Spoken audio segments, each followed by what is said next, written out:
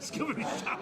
Hey everybody, happy, mid-December. It is the 15th today, so that's pretty close to the middle of December. And we're in the middle of a party.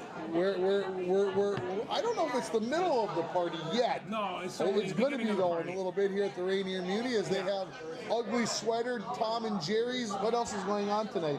They're going to have a feast over there beyond belief. That's why we can't get our corner, because they're piling food in there, and the band's piling his instruments here. Whatever it is, it looks like a party to me. Yeah, so if it doesn't look right, then we got a little glare from the window over here, and the dartboard here in my top of my head. We'll just we're gonna let her rip, and we're gonna do what we need to do here. I didn't even check to make sure that the microphones work, so I got lights. I'm just gonna assume that they're ready to go because we need to get rolling. So we do. I even took about 5 minutes last night, and I even made a list of things to discuss today. So I don't know where you want to start, but at the top of my list was the Wolves. The Timberwolves were amazing last night.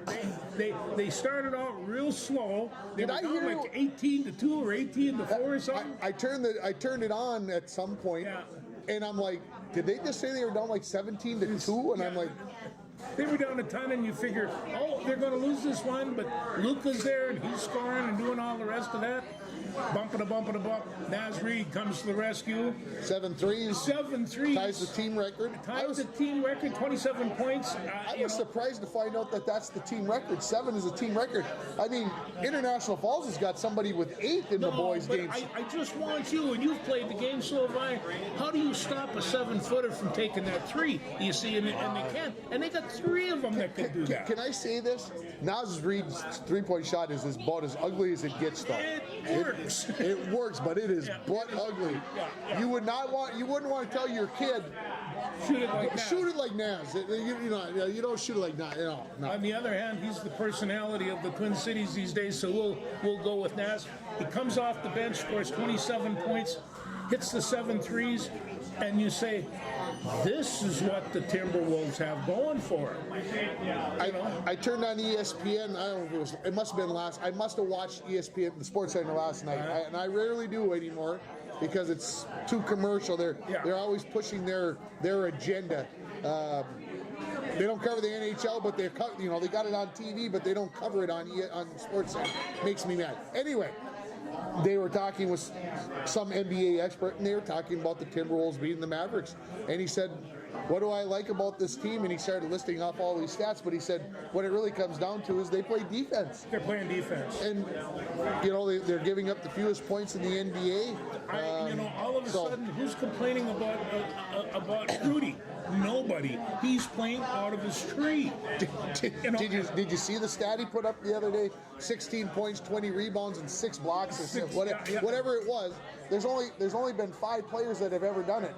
And they're all Hall of Famers. Oh, no, and I mean, he could put the swat on a basketball like nobody I've ever seen. There's a couple of times he's gone up and taken 3-foot and blocking 3-foot shots, and just running out of the lane and getting way up in the air. Oh, he's fun to watch. And in fact, if you take a look at him and you take a look at Ant and Anthony Edwards, he's a little slow coming back, but the thing of it is that when you have Naz Reid coming off the bench and McDaniel and Walker and some of the rest of these guys are a little bumped up, they still have people that come off the bench and beat a good basketball team. Yeah, oh, absolutely. Yeah, I'm still stunned. Best record in the Western Conference. I didn't check if it was best in the NBA, but... I was channel flipping because the next channel over was, of course, the Wild. The Wild. So it was boom, boom, boom, and all these Minnesota teams winning. And it came up today in the talk shows about the Timberwolves again going back.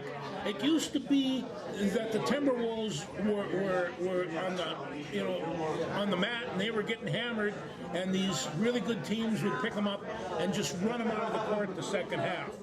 Now the Timberwolves are doing that, and they're doing it to very good teams. They still have a tied record in the NBA. I think they're just about as exciting could be, and they're really fun to watch. Well, I will say this now because it's December 15th.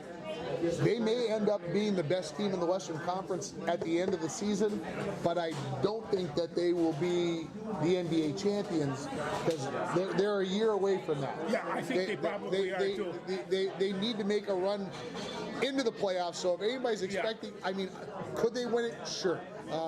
Will they win it? My prediction is no, because you've got to have been there a lot of times before you. What they do have, and I think we could say, is they have the talent to do it. And we have never been able to say that about a Timberwolves team in a long time. They've got the talent, but can they do it when it's crunch time, when it's playoff basketball? And we'll see. And the fact of it is that last night when I watched them, when they went down by 17 or 18, I haven't seen that happen by them this year. It's not and too then all often. of a sudden, for the next 3.5 quarters, dominate. And it's just, it was really fun to watch, especially I like Naz Reid. Did you? The Lakers won the play-in tournament, Yes, right? they did. Or the Yeah, in-season tournament, right? Yeah. Is that a big deal? No. You know what a big deal is to me? I read that Adam Silvers, the commissioner, loved the floors that they used for those games so much that he is considering that they be mandated to be used during the NBA Finals. The floors, are you talking about the reflection floors from TV or whatever it is? Whatever it is. If they do, I hardly watch the NBA Finals before. If they use those, I won't watch the NBA Finals at all. They give you a headache. They give you a headache. You can't stand watching it. First off, the first time I saw them, it was at Target Center, and they had targets running around. Oh, when did they put that on the court? Well, the next quarter they had another sign, then another sign, then another sign. Nah, how commercialized can you get it? And and I think it's, while we had this discussion before, how the basketball players make such hockey players make a ton more than hockey players, and they have to find a way to keep those checks coming, because some of these basketball players, they're making enormous sums. It's $50 million a year, some of them. I don't know how to put my hands around that. Yeah, it's kind of crazy. What about Draymond Green? This has happened to him over and over and over again. How long do you think they suspended him indefinitely? How long do you think they go this time? He got 5 games the last time. I don't know. I think that they should go a matter of weeks, and I see nothing the matter with 5 weeks, how many ever games that should be. He's got to quit hitting people. This is assault. I think they're going to take and divide the season by a third and say 27 games. It should be at least that. The last time I saw it, I couldn't believe that. And then I heard about his history. And this is, how many times has he been ejected? And it's, it goes on. I saw Steve Kerr last night say he knows he has a problem and it's got to get fixed. Okay, we've been down this road before and it hasn't changed. And I'm all for playing aggressive. I'm all for being physical, but the kind of stuff he's doing got no place in the game. No, there has no place in the game. These guys are too big and they're too strong, and people can get permanently hurt. And it's just like, how you doing, Ben? You want to be on TV? So you brought up the Wild. Yeah. A nice little comeback. They fell behind. It was a great comeback. Well, They won 6 out of the last 8. Yeah. And so we haven't. I don't think we've been. I think the last time we taped the show, Dean Evison was still the head coach. Yeah, not I think I think we said we knew that it was about ready to happen, or maybe it had just happened. How does this happen? How do you take a team that was floundering? You change one head coach and one assistant coach essentially, and it looks like the team that we were expecting. Well, I don't know. And I've talked to some people. It seems to be able to happen more radically with hockey than it would with basketball. Or you change a coach in the NBA, and he isn't going to improve the 3-point shooting. He isn't going to improve rebounding. He isn't going to improve any of this. If you change a coach in the NFL, you might win a game or two, but overall your team is definitely not going to. Hockey, man, they come up, they pop that coach, and they're so used to it. All of a sudden, they're zip-zamming, and away they go. And I watched Kaprizov. Now, he hasn't been scoring very much, but I watched him on the power play. He kept the puck, went around the net twice, passed it off, got the puck back in, and went around the third time. And it's just like, Jesus, this kid can really skate. He can fly. And he just, so when you see this, they're coming on. They seem to have high energy, and Gustafson's playing really good hockey. It seems that maybe be the one thing that Hines has decided, that is Gustafson is going to be the goaltender more often than not. That Fleury will be the backup. That we're not going to be alternating or whatever. It seems in the 8 games, I think Gustafson has had 6 of the starts, or maybe 7 of the starts, if I remember correctly. So I think he's made a decision there, and maybe that's whatever. A couple of injuries. Brodin went down, so Faber's been playing tons of minutes. Last night he played over 30 minutes out of 65. He played over 30 minutes, which is kind of unheard of for most defensemen. You probably can't keep up that pace. I saw one of the greatest saves of the season last night. That was the Calgary goalie. I can't remember his name, but he's flat on his face. His left leg is down, and he makes the stop lifting his right leg. There are some bad words said out loud when he made that save. As I was watching it. I can't say those words here on this show. It's a family show, and it was absolutely stunning what he was able to do. Yeah, well, and I like the last save that Gustafson made, because he was going from his right to his left, and as soon as he got to about midpoint, you could see the coaching come in, get your glove on, and he just kept that glove right here, and boom, he snapped that baby. They were coming back to the other side of the net, but there was one of the goals that was shot, and I don't know who got the wild goal, but it was such a beautiful shot up in the corner. It might have been Boldy. It was Boldy. And it just like there was one little section that was open, and he snapped it. You could see all of a sudden his head. They showed in slow motion. His head went to where he was going to shoot it. His eyes just turned, and bam! It was gone. I was like, gone. And in fact, when they scored the goal, they had to slow it down before I could see it. Yeah. And it's just like, that's a wicked wrist shot. That's a wicked wrist shot. But that was the kind of, hey, I got an hour and a half of entertainment solely off those 2 games flipping. I want you to share some information. Colorado College and North Dakota played college hockey last week, and of course, North Dakota's the #1 team in the nation, and CC went in to the Ralph and stole 2 from them in overtime. They did, yes. But you need to talk about the game within the game. Well, you need to talk about the family feud. No, that was the Montgomery boys, Logan and Dane, and they are.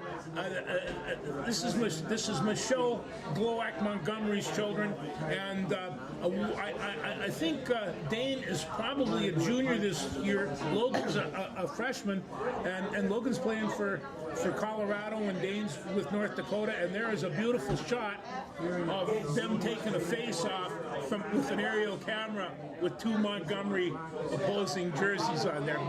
But the Montgomerys are great people. They're super North Dakota. People. Their dad's in the Hall of Fame for baseball. These kids are, and there's, what can I say, 4-star kids. Almost family. So we like those guys. But it's fun to see that happen. And there's any sport, and I don't care where it is, to show you that the family means so much. That when you get kids, that you get 2 or 3 All-Americans out of the same household, or you got a couple, 2 or 3 Division I players out of a family. Somebody had to put a pretty good effort into at least feeding them. So it's great to see it, and I'm telling you, Montgomery's, I applaud you. It was fun. There you go. The game within the game. Yeah.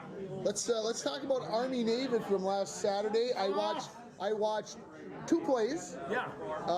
And neither one of those was the last play of the game, when they apparently got pretty excited. You remember, you learned this a long time ago, that football's a game of inches? That was the last play of the game. They made it to the 1-inch mark. If they would have come in, got 6, and got the 2-point conversion, they would have won the game. So my question to you is, was it anything similar to the Prep Bowl when we knew the guy was in, but was he really short? Was he short? It's really hard to say. There was a lot. If you're a Navy guy, are you saying we got screwed? No, I don't think so. Because it wasn't definite that you crossed the goal line. But that being said, there was an awful lot of big sailors and soldiers under there. I noticed those great big linemen, you know, they're not armor, they're artillery, so they can stand out and give themselves plenty of room.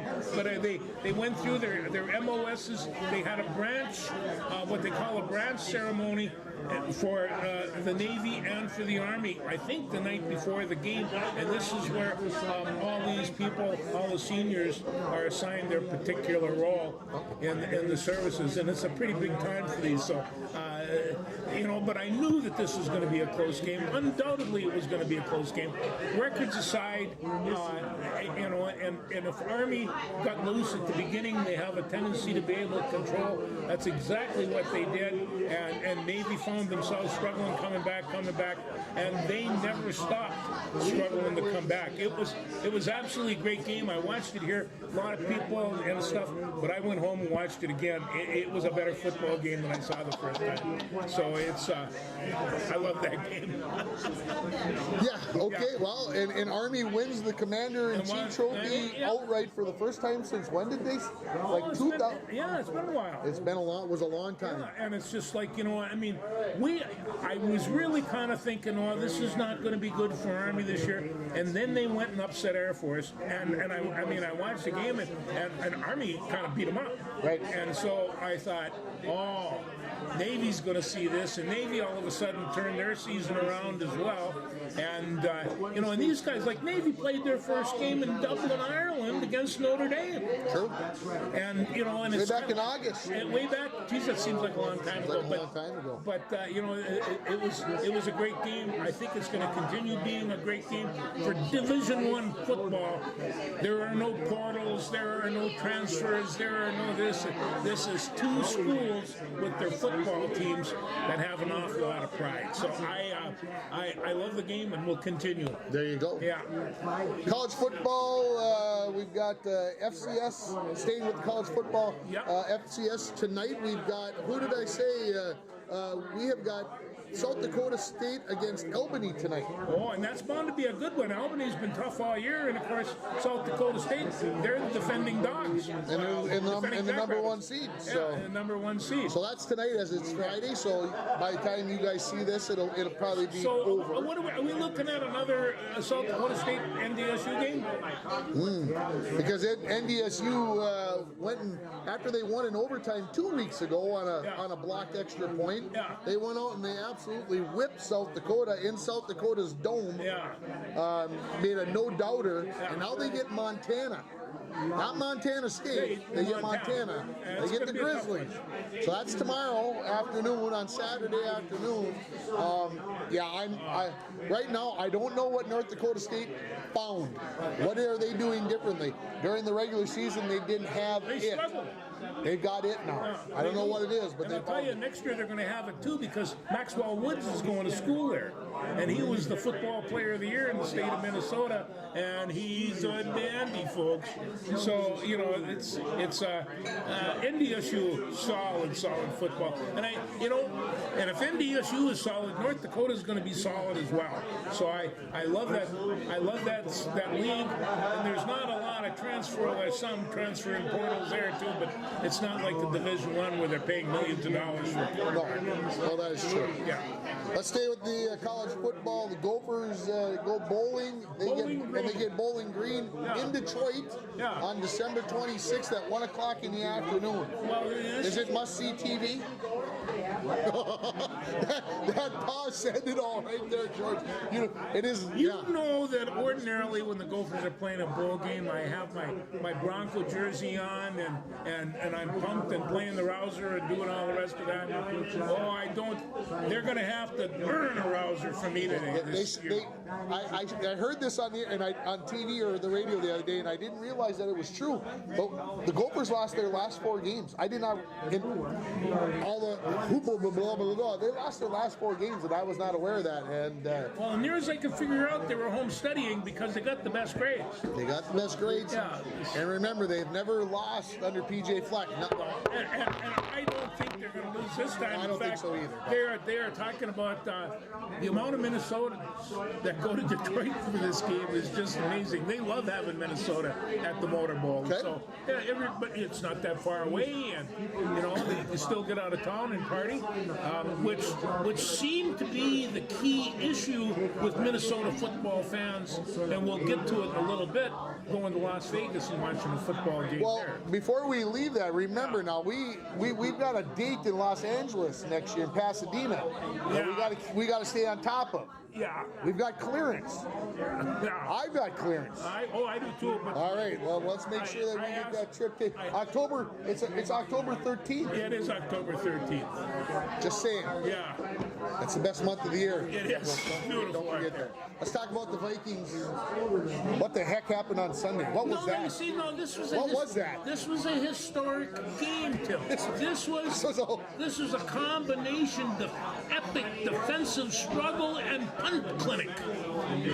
Punt, punt, punt, punt, punt, miss field goal. Punt, punt, punt, punt, punt, Fumble. miss field goal. Fumble. It went on and on and on and on. And like my friend Brucey says, it was like a 1950s horror movie. It was awful, but you couldn't take your eyes away. Well, you were hoping because you were figuring something was going to change, something good was going to happen. You couldn't believe what you were seeing in the first place, and it's kind of like going down the road and seeing a traffic accident. Don't look at it. I have really never seen a professional football game like that. I don't think that there's ever been played one. Now, there's people in here that'll tell me it was a great game because they won. So yeah, I mean, they found a way to win. That's what you're looking for this time of the year. Find a way to win. It shows you that your defense is pretty doggone good considering what the Raiders did last night, right? Whatever the Vikings have to do with their staff is, number one, keep Brian Flores around because that ain't gonna happen. I mean, as much as we want him to stay and we can offer him how many jillions of dollars, he wants to be a head coach. And he's going to be a dandy. I mean, we aren't going to be able to hold him in. I'd love to say we're going to, but I'm not even holding my breath to even hope that ship is flowing. The Raiders went out and put 63 up against the Los Angeles/San Diego Chargers last night and got the coach fired. Can you even remotely try to explain that? No, I really can't. And their quarterback's gone too, and so they got bunched up pretty good. Yeah. Well, you fumble 3 times and give the opposition short field, and then you get everything going. Yeah, it got ugly in a hurry. But there's got to be some lessons learned here in the NFL. You're never going to make the season, rarely going to make the season with one quarterback. Vikings are going to start 4 of them. This is the 4th one. And Mullen's fine, and he's probably the one that should have been a starter after Cousins went down. Well, he's had the most experience, and he can do some things. But he's the 4th one. Tell me about Josh Dobbs. 3 weeks ago, everybody's singing his praises and we're whatevering, and then, as I said on the last show, I think they tried to change him into Kirk Cousins rather than letting him be Josh Dobbs. They found out that he couldn't throw from the pocket, and but the offensive line all of a sudden got more porous. No, the number of sacks that we gave up was incredible. Well, they had 3 of their linemen go down. That isn't helping. They've got Grossberry over playing left tackle now, and he was a center. And O'Neal is out. He's going to be out this week, and they play on Saturday. Yeah. How am I going to fit this all in tomorrow? Well, I don't even know what time the game starts, but yeah. No, I know it's what I'm supposed to. It's only the regular season. It's not time to get serious yet. No, it isn't. But I'll tell you, Cincinnati's not that bad of a football team, and we'll find out how good that defense is maybe tomorrow. We will.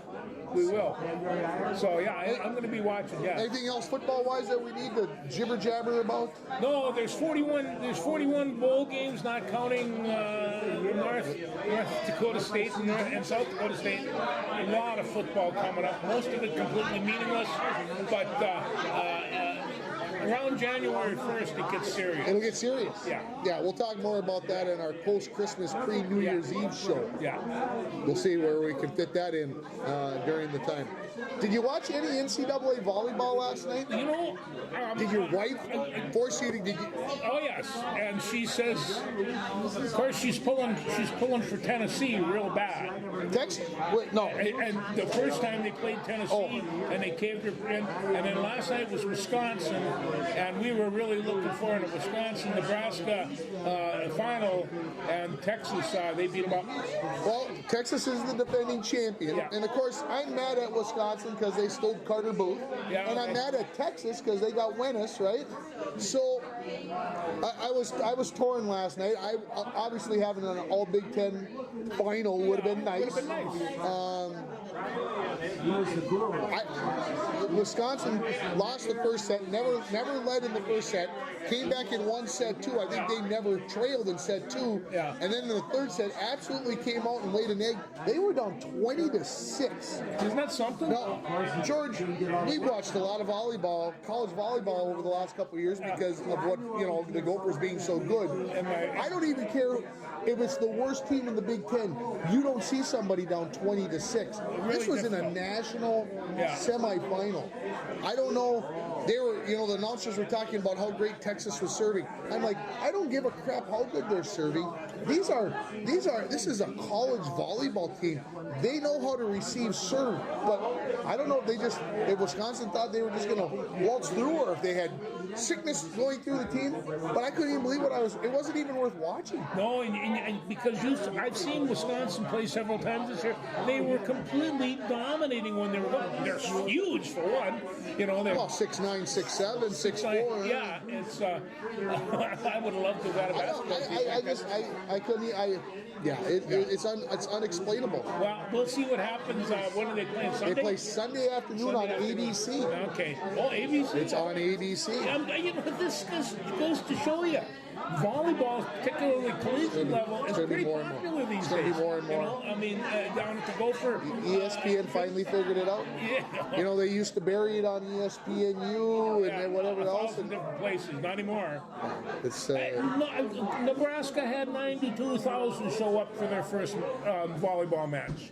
That's not bad. They don't have much else to do in Nebraska. No, I understand Sorry, that. everybody. I couldn't resist. No, and that besides, comment. I just watched the enthusiasm, and the Gophers were playing football against them the next day, and I thought, I'm really glad they're not playing this game in Nebraska because all those crazy people would still be there. They just slept there. Yeah, they would have. Tell me about your good friend Shohei Ohtani.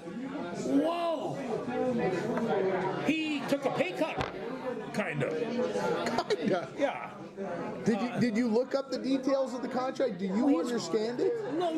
It never. No, and I take a look at analysts that have been doing this for a long time. They didn't understand it either. So apparently he's going to get.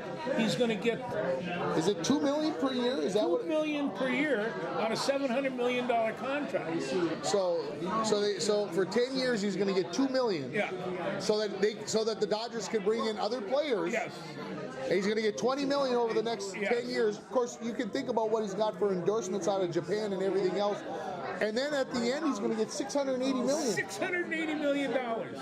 Yeah. No, so no tax hit on that. And so, I want to look on all the Yankees' faces when they opened that and saw this contract, because between Los Angeles and New York, they got an awful lot of money to buy baseball players. But who's ever seen anything like that? And then you ask, how many of the rest of these players going to do something like that? They might have started the trend. It might. Alex Verdugo got traded to the Yankees, and of course we talk about Alex Verdugo because he's got that International Falls connection. Yeah. Red Sox trading somebody to the Yankees. What are they doing? I have no idea how the Red Sox trading system works. I mean, people in Boston still haven't figured out why they got rid of Mookie Betts. It's, and neither can anybody else on that one. Well, and then the Yankees went out and traded 7 people for Juan Soto. For Juan Soto, that was... Who spent 1 year basically in San Diego, and they found out that it didn't work. Just because you got the most payroll doesn't necessarily mean you're going to win it, right? LA and New York and everybody else. And New York, do they not have the biggest payroll in baseball? I believe so. I believe they do. LA might have overtaken them. I don't know how they work. The bottom line on that deal, but for Shawnee, congratulations. You come back. He's a beautiful baseball player. We've not seen anybody like him. And in my mind, since David Winfield, and I mean that sincerely. David Winfield could have been that great of a pitcher as well. On the other hand, he's young, he's big, he can really put the hurt on a baseball. I'm glad he's playing ball in my time and I'm able to watch him. Dodgers stole a very good pitcher from the Tampa Bay Rays last night as well. They got the deal done. He signed for 5 years for $135 million. So the Dodgers are throwing some ching around because, well, that's what they do. And then they lose. That doesn't, yeah, anyway. Well, they're actually putting notice that they're going to be in the World Series next year, which is showing. I hope for their sake they are, but they haven't proven that they can do that. That's just what they're saying. If we can buy this guy and get this, they're trying to put together a perfect baseball team. Can't happen. Well, but you got to try to get Lou close. Gehrig and the Babe. Give me a wrestling update. Tell me what's happening in the wrestling world. Gophers, college. She's a little slowed down right now, but this weekend I think they go down for that Southern showdown. Okay. And they go down there and beat all these other schools. Right now, Minnesota is looking about as good as they can look. They've got some good people coming in. They got some people coming back, and Iowa kind of shot themselves in the foot, losing 1/3 of their team. And so we'll see what happens. Right now, there's very few Gophers that have lost a wrestling match. They're a very good team. But that's going to change. And as soon as they start doing Big Ten wrestling, it'll get more interesting. It's going to get more interesting. You and I got an invite to go down and watch number 2 Bemidji versus number 6 Mora in girls wrestling tonight, and we turned it down. Yeah, I feel bad about that. I'm gonna go to a party instead. But we have to keep an eye on girls wrestling because right now it is hot. And these girls, they all have brothers that wrestle. They all have dads that wrestle. They've been on the mat since they were little kids. These are good wrestlers. They come from a great wrestling state. They're bound to be. And so, I'm watching this. I'm just tickled pink about the way this whole thing has turned out for girls wrestling. When we started this so many years back, girls would want to come into the room to learn basic self-defense. Sure. I just know that there are some girls that right now, self-defense-wise, can really take care of themselves. And wrestling teaches a lot more than that, but that was the start of it. Sure. So I'm tickled. I really am. What do you got on Gopher women's basketball? The Gophers are incredible. And I never saw this happening at the beginning of the season, but they're in there. I mean, I don't think they've lost 2 games. They've only lost one game. Lost to Connecticut. That's the only game they lost.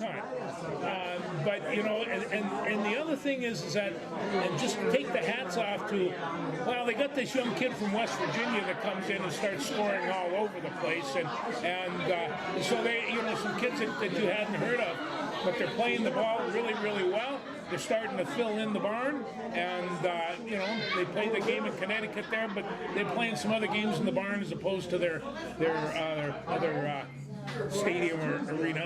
But I think they're going to be just fine. Well, I'm going to watch them. We're going to watch them close. Now the boys, they're not bad either. They have they have this kid that scored 17 assists the other night, setting a team record, and he's a senior from Howard. And comes through the portal, but he's pretty much fun to watch. And he came from the portal, but right now Garcia's a little bunged up, Payne's a little bunged up, and they're still putting it out. They beat Nebraska a week or so ago for a big time win. Ben needed that win, and right now the Gophers need all their wins. That's kind of number 7 Marquette nearly lost to St. Thomas. I watched part of that game, and St. Thomas never was in the lead, but they were never out of the game. And right to the end, they beat them by 2, and they had a chance to tie the game, or even win it, and they couldn't do it. And Marquette came back the other way. But to do that in Marquette's house, this sends to big time. And somebody said, "Can you see Minnesota St. Thomas rivalry? What that would do? Would you be able to buy a ticket to that thing? No, that would be great." And well, St. Thomas alums have got too much money. You wouldn't be able to buy. Of course they do. I was hoping Joe was going to hear me, but he didn't. No, that's Joe. But Joe knows it. Oh, Joe knows it. Joe knows it. Yeah. But for them to make the change from Division 3 to Division 1, you don't know what the birthing process is, neither do I. But you're watching it right here, and they're doing very well. At first, I thought maybe the women's hockey team would lead the way. No, they led the way, along as well as the boys. The boys hockey and the boys football is a lot better. They performed a lot better than I thought they would. I agree. Also, it's one of those things. You go to St. Thomas, apparently you get an education, and a real good one. So, it is December 15th. It is. You know what that means? It's the day before the anniversary of the Battle of the Bulge. Is that a fact? Is it 16th? That's when the Battle of the Bulge started? Okay. Yeah. It's my brother's birthday on the 16th as well. But it's December 15th, and that means the World Dart Championship started today. And unfortunately, with my schedule, I did not get to turn it on this afternoon, so I don't have results for you. And I know you're mad at me, and I apologize. But they did get things started. You can't get that into your contract that you're allowed to watch darts because you are the athletic director. I am. And who knows? You just say, "I'm looking maybe to start a dart team."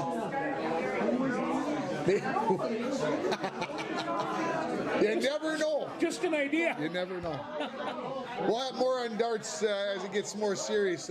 Right now, they're only playing. They're weeding out all the. Because at the World Dart Championships, they bring in like the champion from, and I'm going to pick Indonesia. I mean, there's a champion of Indonesia. They get into the tournament. There's a champion from every country, basically, and they get in to the tournament, which is the way it should be. You've got me to watching these guys, and the one thing I do know, some of them are really good. They are really good. When they get dialed in. Yeah, it's and here's the thing, we can do exactly what they're doing on TV. Okay, you and I go try to play golf. We can't hit the ball like those guys can. Okay, we can't go out and play hockey like the NHL guys, but we can throw darts right over here to my left. We can go throw darts exactly how they're throwing it to the same boards, exactly how they do it. Except they're doing it in front of about 5,000 screaming drunks. Yeah, and do you see they're all singing. And do you see the smiles? They are so into it. They love this game so much. I mean, the passion just. And I'm not saying you don't have to be a great athlete. Maybe it helps if you have a little extra here. I don't know. Maybe it helps with your balance. Anyway, but I enjoy it because I can go try to do exactly the same thing they can. And if you try to hit a triple 20 3 times in a row, you know how dang hard that can be. Oh yeah, no, and it's one of those things where, and you told me this a long time ago, what motivated your interest in sports? If they keep score, well, they really keep score on the start thing, and after you figure out the scoring system, you're good to go. It's not as much fun as axe throwing or anything like that, but it's pretty good. But it's very, and of course it's very mathematical because you got to figure out how to get to zero exactly. So you start thinking about the options, and I guess that's part of it as well. Joe Casarelli, or Joe, see, I knew I was going to screw it up. Joe Anselmo got his first win as a Bronco boys basketball coach last night. He did beat Lake of the Woods. So congratulations to Joe. I listened to part of the game. I mean, I was wired straight to the max for all kinds of stuff, but they seem to have handled that real well. Yeah, and I talked with Rylan Hendrickson from Little Fork, Big Falls. He's the head coach at Lake of the Woods. He says, we're down. He says we're working and we're going to get better, and we're just going to keep doing what we do. And our guys got an early lead and pretty much just handle things. And so, big game next Tuesday.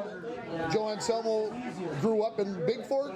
The Broncos are going down to take on Big Fork next Tuesday. You're going to Big Fork, huh? Going to Big Fork. That could be very interesting. That might be interesting. But he was the head coach there last year. Not only did he grow up there, but he was the head coach there last year. So he's going to be coaching against his former kids. You think he's got a little inside information? No, but I'm telling you, those little backwoods towns, there's somebody in those towns that can always shoot maybe two of them. And you walk in there and figure, hey, we can. No, they are focused in, and I run into those guys. It used to scare me to go to a Lango, for crying out loud. There was somebody in there that could shoot. And if you know where a Lango is, God bless you. You were paying attention somewhere along the way. Yes. And of course, hockey's been going on. Bronco boys hockey team got their first win last night in overtime at Moose Lake. Girls basketball, girls hockey are still looking for their first wins. Boys swimming and diving got started this past Tuesday with a duel. They've got a home invitational on Saturday. So the Broncos play hockey, the boys play hockey at home at 2 o'clock. Bronco swimming starts at noon, so I got a full day of work tomorrow. I saw this somewhere that the Broncos played Ely the other night. Correct. And they lost to Ely. Correct. This is the second time. And 67 tries. In 67 tries that Ely has won. Correct. So I got to lift my hat off to Ely and say to the Broncos, don't ever let this happen again. So, but this is how the rivalries in northern Minnesota for hockey are, and it's just like those kids that were playing for Ely were thinking, again, Timberwolves, we're doing this for an awful lot of teams. Let's go get it done, and I congratulate them. Yeah, absolutely. So winter season's in full swing and everything else. You got anything else? No, I'm just channel flipping around here and catching everything that's flying. But right after Christmas, things will start slowing down. I'm on tap to go down to a triangular at Onamia on January 11th and spend some time watching a hockey or a wrestling team down there. And we got a couple of other things going on. But just settle into the winter. Hey, what winter? Winter to start. The spring. It's spring. The spring is sprung. Yeah. When you get 52 degrees on a Thursday, December 14th, you wonder about that global warming thing. It makes you scratch your head a little bit because those things haven't happened very often. Not that I can remember. Yeah. So we won't have a show before Christmas, so I'm going to wish everybody a Merry Christmas, a Happy Kwanzaa, a Happy Hanukkah, and we'll see you. We'll film tape a show after Christmas before New Year's, probably after the Gopher game actually. So you think the Gophers are going to win? I think the Gophers are going to win, and then we'll make our predictions for the finals in NCAA football, for the semis and all that other stuff. And we'll have darts. Blues the next 3 Saturday nights. So we got Blues. We got to get that done. So anything else? No. Thanks everybody. Merry Christmas.